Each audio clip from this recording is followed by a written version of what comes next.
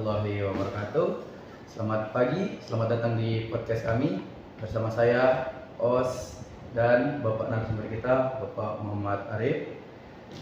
Dan saya tidak sendiri, saya ditemani oleh rekan saya, Muhammad Fadli Saputra Mumin.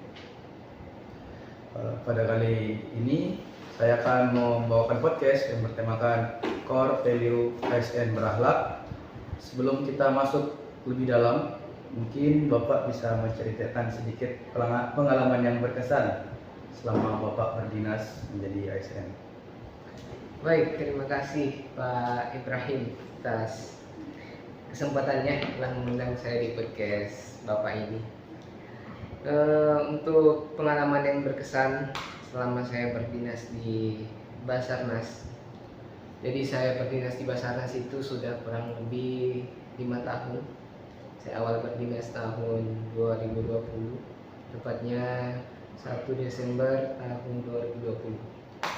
Saya sebagai rescuer di Basarnas tentunya memiliki banyak sekali cerita, pengalaman tentang pelaksanaan misi kemanusiaan. Banyak hal yang sangat berkesan selama saya berdinas. Salah satunya pelaksanaan operasi SAR yang pertama kali saya laksanakan. Saya pertama kali melaksanakan operasi SAR itu tentang kasus kondisi membahayakan jiwa manusia. Satu orang anak yang tenggelam di Sungai BTC, Kota Makassar. Saat itu saya baru pertama kali turun operasi. Saya lihat dinamika di lapangan sangat besar.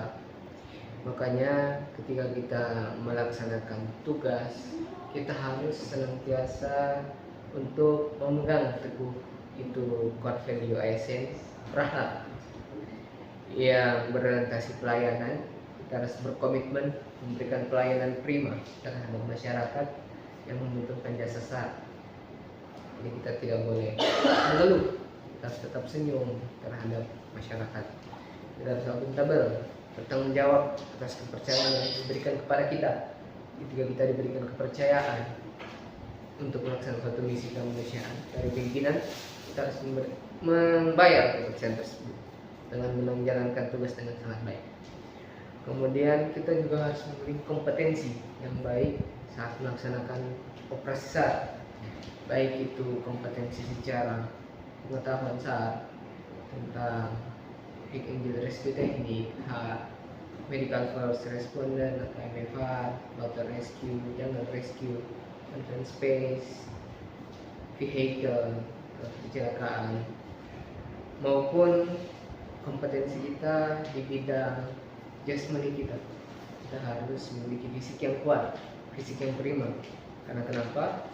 Ketika kita memiliki kompetensi yang baik, tapi fisik tidak didukung dengan fisik yang baik, maka itu akan berpengaruh dalam pelaksanaan tugas sehari-hari. Kemudian kita dalam pelaksanaan operasi SAR itu di operasi SAR pertama saya belajar tentang bagaimana sih sebenarnya nilai harmonis itu kita jalankan. Belum lagi kita ketemu dengan keluarga korban, masyarakat setempat. Walaupun kita lelah, kita tidak boleh menampilkan kalau kita itu lelah. Kita harus ramah, senyum terhadap keluarga korban. Kita harus memberikan aura-aura positif, membawa hal-hal positif kepada keluarga korban. Kemudian untuk loyal, saya juga belajar banyak tentang loyalitas dalam pelaksanaan operasi SAR.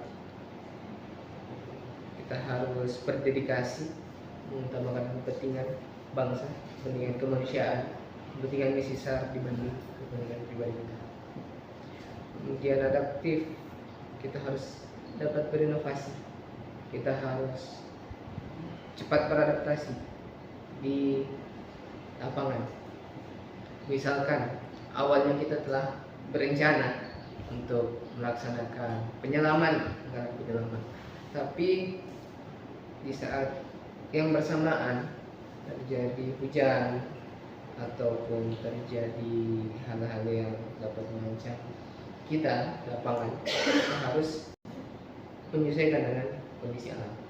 Kita harus anggap kita tidak jadi penyelak dulu nanti, kemudian kita harus adaptif terhadap perkembangan teknologi.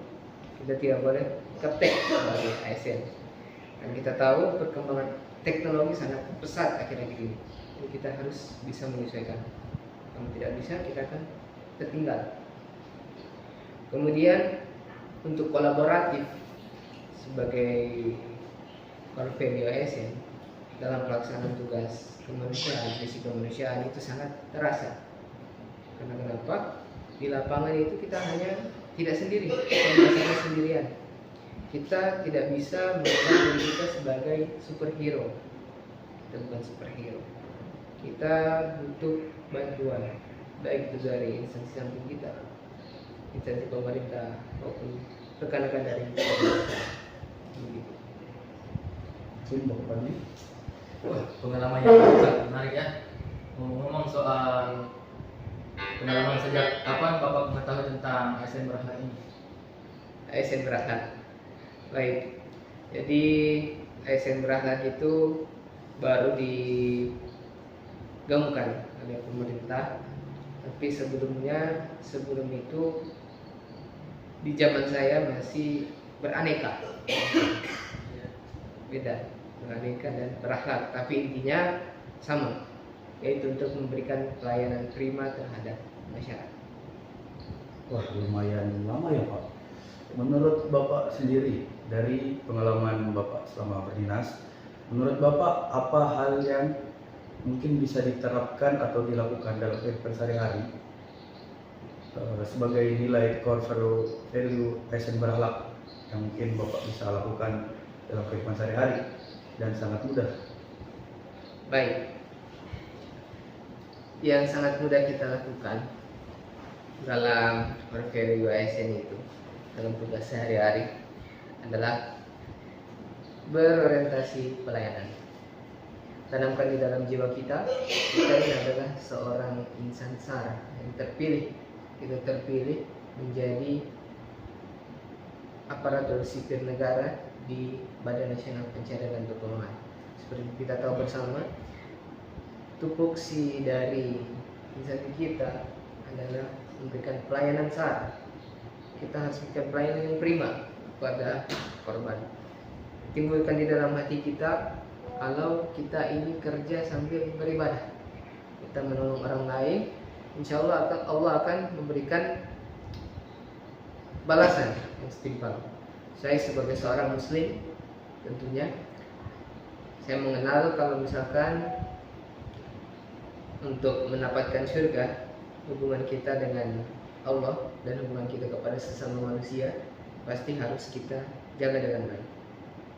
Nah, dengan kita menjadi ASN di Basarnas, maksudnya kita sebagai rescuer, insya Allah hubungan kita dengan manusia itu sudah baik. Bisa kita perbaiki hubungan kita kepada pencipta kita. Seperti itu. Ini kalau tidak salah, Bapak ini ada seorang rescuer ya? Ya, betul. Saya seorang rescuer. Selama Bapak melakukan operasi di lapangan, hambatan apa saja yang menurut Bapak sangat sulit untuk menerapkan core value, misalnya susahnya berkolaboratif dengan pihak tertentu? Baik, jelas di dalam melaksanakan misi kemanusiaan operasi SAR, karena banyaknya instansi gabungan, banyaknya kepala, pasti banyak yang merasa mau menang sendiri, mau tampil sendiri.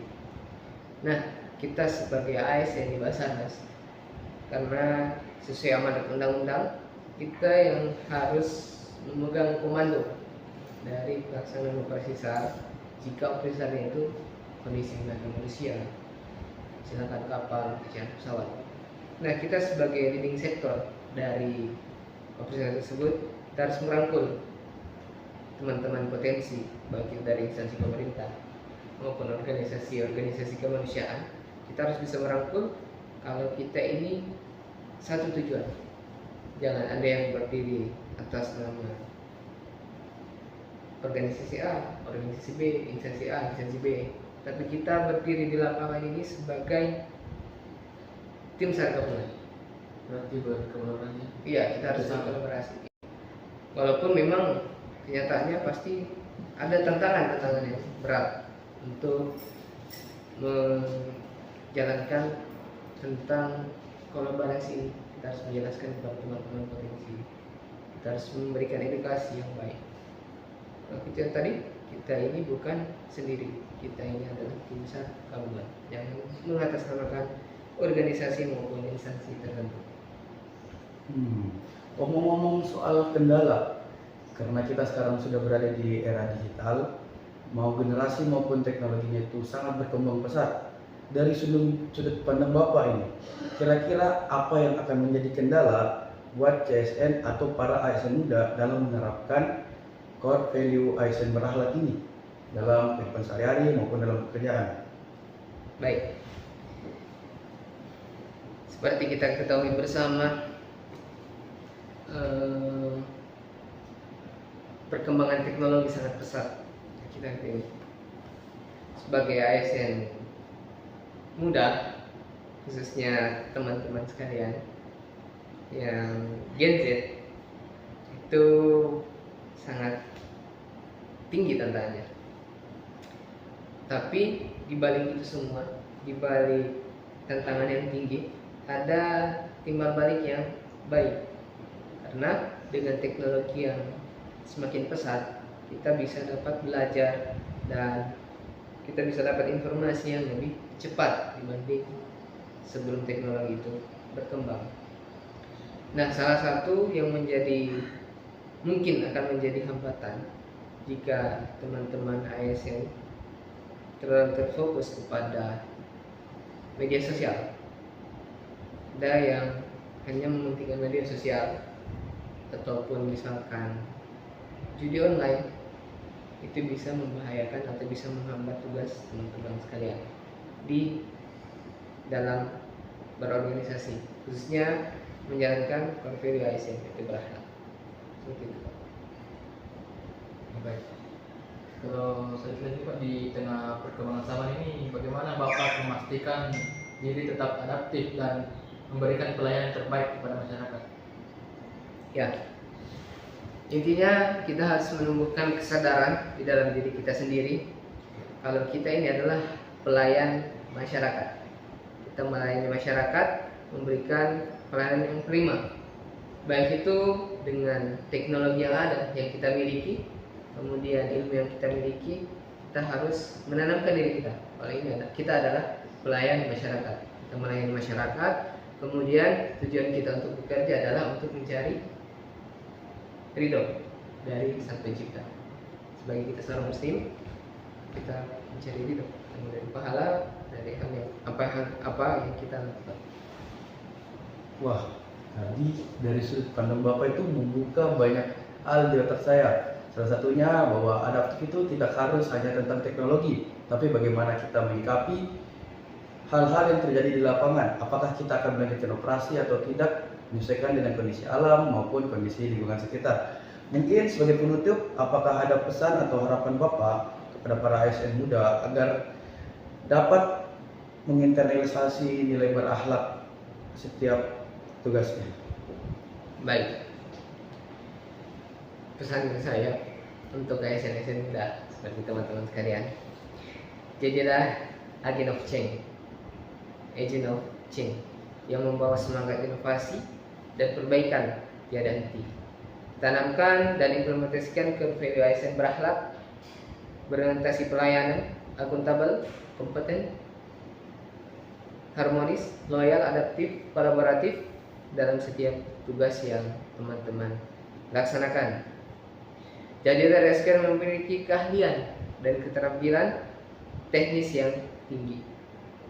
Terus rasa kemampuan teman-teman yang kemudian jadilah jawaban dari yang masyarakat inginkan ke depannya tentang Basarnas. Tunjukkan dedikasi yang tak terbatas, utamakan keselamatan jiwa di atas kepentingan pribadi.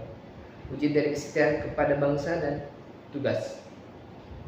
Adaptif dan kolaboratif, cepat tanggap menghadapi dinamika bencana yang ada di lapangan, selalu solid dalam tim, di lapangan, keselamatan tim dan keberhasilan operasi tergantung pada sinergi yang kuat.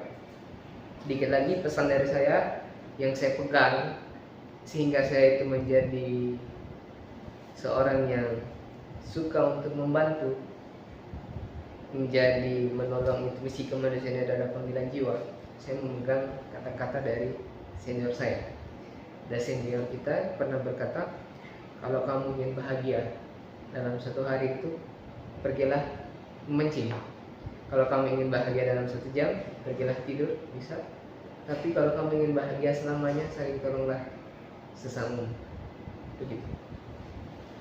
Pesan yang sangat berkesan dan menarik.